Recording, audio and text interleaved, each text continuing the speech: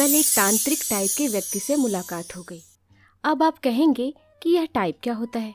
तांत्रिक या तो होता है या नहीं होता। उसकी वजह है वे पेशे से यांत्रिक टेक्निकल मैन है, तंत्र के नौकर हैं, बहुत बड़े अधिकारी हैं और कई किस्म के मंत्रों का उन्हें अखंड ज्ञान है। मैंने उनसे कहा कि भाई साहब, आप तो प्रत्येक क्षेत्र में सिद्धहस्त हैं, इसलिए संकट में हूँ कि आपको क्या कहूँ, किस क्षेत्र का विशेषज्ञ मानूं। वे ठठाकर हंसते हुए बोले कि मैं तंत्र के लिए काम करता हूँ, वही मेरा पेट भरता है, पैसे वहीं से कमाता हूँ, तो आप मुझे तांत्रिक कहें। बात माँ से शुरू हुई और आत्मा, पुण्यात्मा, पापात्मा, महात्मा, परमात्मा को कवर करते हुए अंतरात्मा पर आकर समाप्त हो गई। मैंने कहा कि भाई साहब, यह अंतरात्मा क्या चीज़ है, यह होती भी है या हम यूं ही इसके नाम पर चटकारे लेते रहते हैं, क्योंकि एक लंबा जीवन निकल गया लेकिन मेरी मुलाकात अपनी अंतरात्मा से आज तक नहीं हुई, जबकि इस बीच कई बार गाहे बगाहे दूसरे लोगों की अंतरात्मा से ज़रूर मुलाकात हो गई।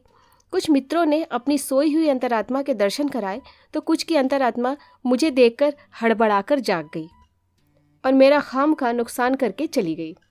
बाद में नुकसानदाता मित्र ने माफ़ी मांगते हुए बताया कि तुमने गहरी नींद में सोई हुई मेरी अंतरात्मा को जगा दिया था, इसलिए वह बुरा मान गई और तुम्हारा नुकसान हो गया।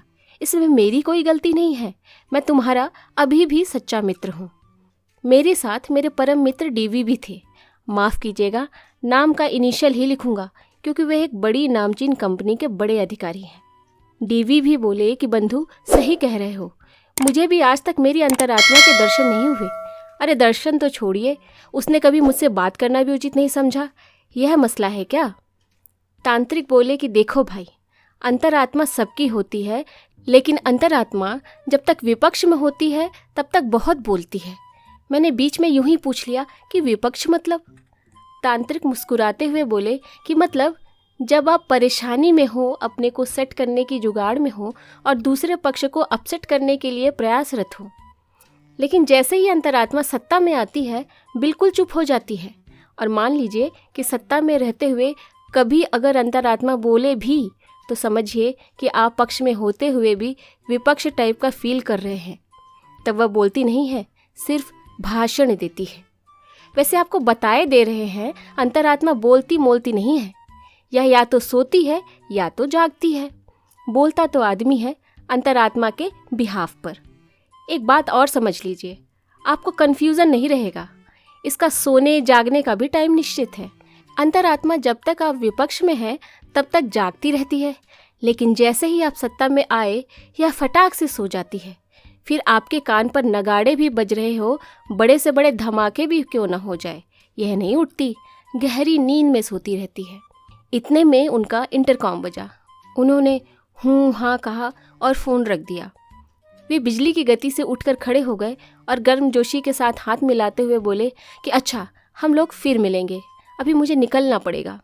साहब के सूखाग्रस्त क्षेत्र की दौरे की जिम्मेदारी मुझे दी गई है। I was looking for this opportunity. मैंने रास्ते में डीवी से पूछा कि बंधु, इनका सत्ता से का क्या मतलब था, राजनीति? डीवी ने मुस्कुराते हुए कहा कि नहीं बंधु, हमें जो समझ आया वह यह है कि अंतरात्मा का संबंध राजनीति से नहीं, कूटनीति से होता है। मैंने प्रश्नवाचक मुद्रा में डीवी को देखते हुए लगभग बुदबुदाते हुए पूछा कि कूटनीति मतलब डिप्लोमेसी? डीवी जियोलॉजिस्ट ही नहीं, MBA भी है, सो हंसते हुए बोले डिप्लोमेसी वाली कूटनीति नहीं बंधु, अपनी सागर यूनिवर्सिटी में जो चलती थी, किसी को कूट कर कचरा करने के लिए जो नीति अपनाई जाए वह कूटनीति।